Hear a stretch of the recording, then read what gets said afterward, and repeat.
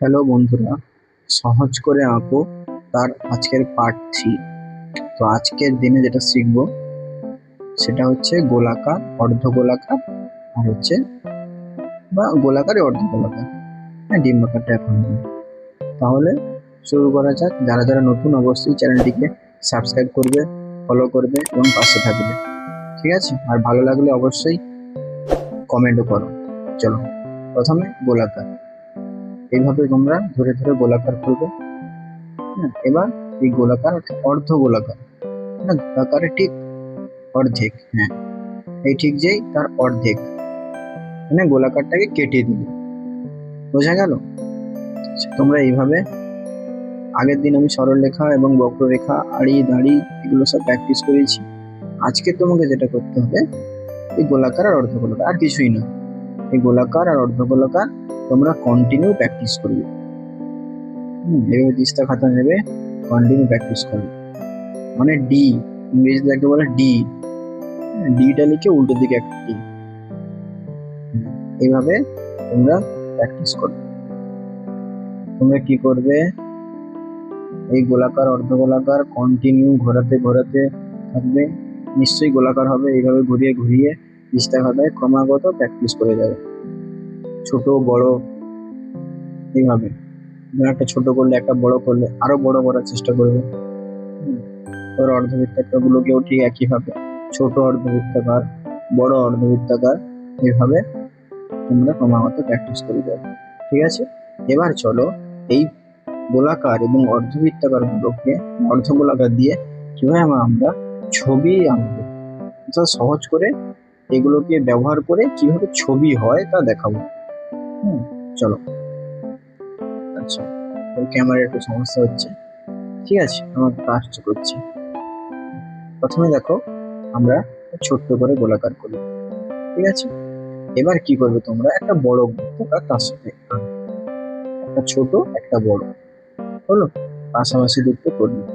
করার পর এই দেখো মাঝখানে আমরা এটাকে একটা আরেকটা বৃত্তাকার করলাম। বুঝতে পেরেছি এখন কি আঁকছি? এটা বৃত্তাকার করলাম, ওই ছোট বৃত্তাকারের ভিতরে একটা বৃত্তাকার। এবার দেখো একটা, হ্যাঁ এবার তোমরা বুঝতে পেরেছো আমরা কিছু একটা পাখির মতো আঁকার চেষ্টা করছি। এবার দেখো পেছনে একটু লেজ মতো দিয়ে দিলাম, হয়ে গেল। দেখো এইভাবে সুন্দর একটি পাখি সহজভাবে কিভাবে আঁকা যাবে। কোনো আমরা চাইতাম কোথা থেকে শুরু করব, কি করব, তাহলে দেখো এইভাবে সুন্দর করে আঁকা হয়ে গেল। এবার দেখো এই দিকে মুখ করে এঁকেছি, তোমরা চাইলে এই গোলাকার গুলো আর অর্ধ গোলাকার গুলো ব্যবহার করে অন্যদিকে মুখ করতে পারো, এদিক সেদিক। এখানে একটা, এবার একটা নিচের দিকে করলাম গোলাকার, হলো নিচের দিকে করে মুখটাও নিচের দিকে করে, ধরো উপর দিকে টেনে এই ডানার অংশটা জুড়ে এবার লেজটা করে এগুলো নাও দিতে পারো, পায়ের অংশটুকু দেখানো। বুঝতে পারছো কিভাবে সহজ করে এদিক ওদিক দিয়ে আঁকা যায়? এইগুলো জুড়ে দিলে ভালো হয়, পূর্ণাঙ্গ রূপে হয়ে যায়। এইভাবে তোমরা এদিক ওদিক করে প্র্যাকটিস করবে।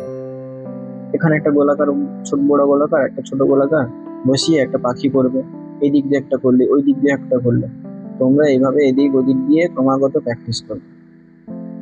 এবার দেখো অর্ধবৃত্তাকার, আমরা গোলাকার দিয়ে দেখালাম, এবার দেখো অর্ধবৃত্তাকার।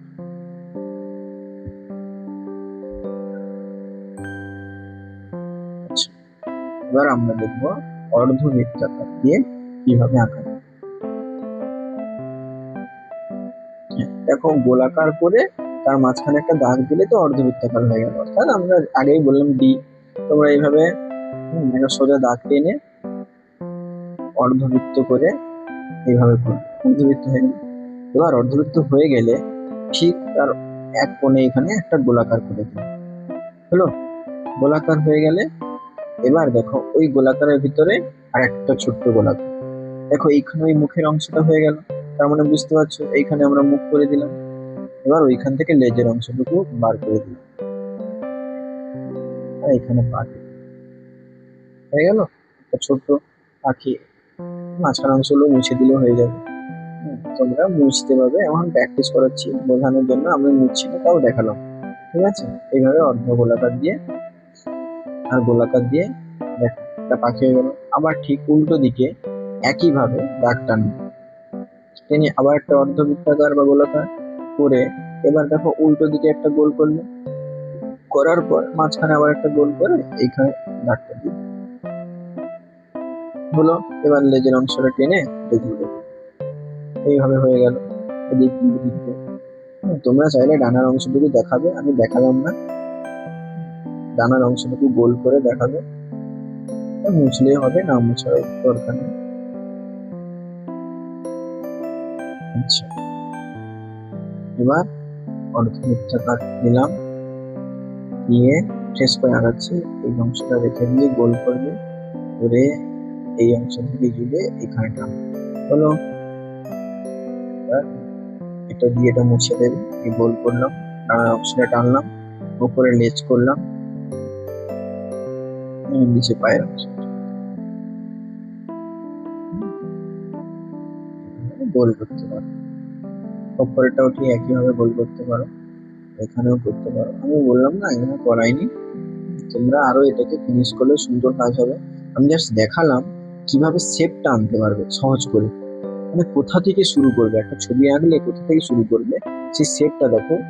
গোলাকার অর্ধবৃত্তাকার দেখো একটা দিয়ে দুটো গোলাকার দিয়ে ছানা হয়ে গেল, মুরগি ছানা। এবার ছোট ছোট করে তোমরা আঁকতে পারবে, এদিক ওদিক যেদিক দিয়ে হোক, এদিকে মুখ করবে একটা, ওদিক দিয়ে মুখ করবে একটা, এইভাবে তোমরা প্র্যাকটিস করবে। তোমাদের ভালোর জন্য তোমরা প্র্যাকটিস করবে, দেখবে তোমাদের কনসেপ্টটা অনেকটা এগিয়ে যাবে এবং ভালো তোমরা ছবি আঁকতে পারবে। যে কোনো দিক থেকে যে কোনো কিছু আঁকা হবে, সবসময় চেষ্টা করবে একটা ছবিকে বিভিন্ন দিক থেকে আঁকতে।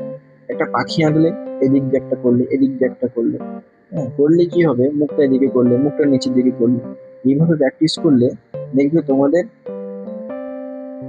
এই শেখার যে ধাপগুলো না ইজি হয়ে গেলে তোমরা পরে যখন এই পাখি আঁকবে যেখানে খুশি আঁকতে পারবে এবং যেদিক দিয়ে আঁকতে পারবে। না হলে এক দিক দিয়ে শিখলে তুমি ওই এক দিক দিয়ে আঁকতে পারবে, যেখানে আঁকবে একই আঁকবে। তাই এই প্রসেস গুলো জেনে জানা খুব জরুরি। তোমরা এভাবে প্র্যাকটিস করো, দেখবে ক্রমাগত ভালো হবে আঁকা। আচ্ছা, এবার দেখো এই গোলাকার বৃত্তাকার করালাম। এবার দেখো সরলরেখা বক্ররেখা, যেটা আগের দিন করিয়েছিলাম তোমাদের মনে আছে হয়তো, দিয়ে এখন সরলরেখা দিয়ে এই বক্ররেখাগুলোকে দিয়ে এই একটা পতাকা হয়ে গেল, মাঝখানে অংশ দিয়ে দিলে এইভাবে একটা পতাকা করতে পারো। এগুলো আগের দিন আমি সরলরেখা বক্ররেখা দিয়ে দেখিয়েছিলাম, তাও আজকে এমনি দেখালাম।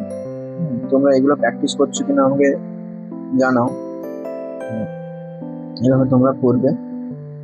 এবার এইভাবে এরকম বক্ররেখাগুলো টানবে ঝোপের জন্য, এই বক্ররেখা তো করিয়েছিলাম, আমরা গোল গোল করে উল্টো দিকে বক্ররেখা দিয়ে নিচে দাঁড়িয়ে ঝোপের অংশটুকু হয়ে যাবে।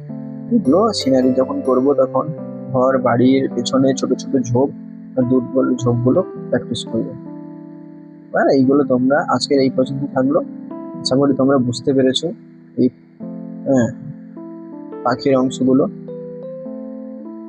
আচ্ছা, ভিডিওটি ভালো লাগলে অবশ্যই করো। এবার দেখো আমি আরেকটা দেখাচ্ছি, এটা দিয়ে কিভাবে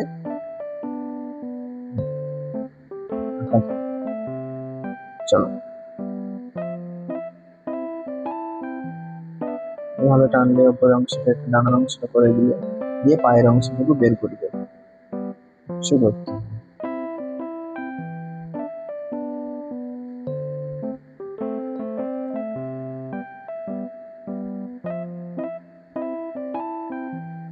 এখানে দেখালাম, তোমরা আরো সুন্দর করে আঁকতে পারবে।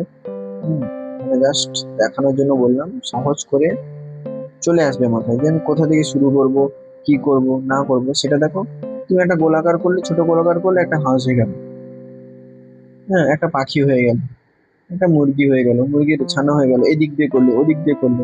এগুলো হঠাৎ করে তোমাকে যদি আঁকতে বলে তুমি পারবে না, যে এটা আঁকো, কোথা থেকে শুরু করবে ঘাবড়ে যাবে। তাই এই প্রসেস গুলো মাথায় রেখে কাজ করো, অবশ্যই ভালো কিছু হবে। আর চ্যানেলটি সাবস্ক্রাইব করো আরো ভিডিও পেতে।